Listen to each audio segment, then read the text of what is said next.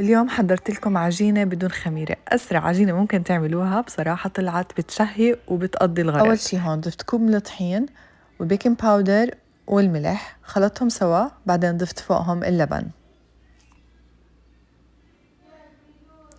عجنتهم شوي مع بعض، بعدين ضفت باقي كمية الطحين اللي عندي وعجنتهم، وضفت كمان زيت زيتون أو فيكم تضيفوا أي زيت نباتي.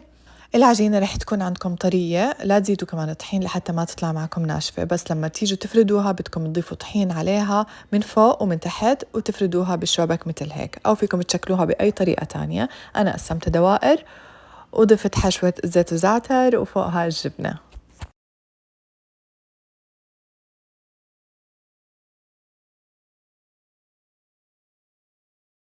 خبزتهم بفرن محمى من قبل لمدة ربع ساعة أو لحتى يتحمروا. صار عنا أطيب مناقيش سريعة بالزعتر والجبنة، بتتقدم مع كاسة الشاي وصحتين وألف هنا.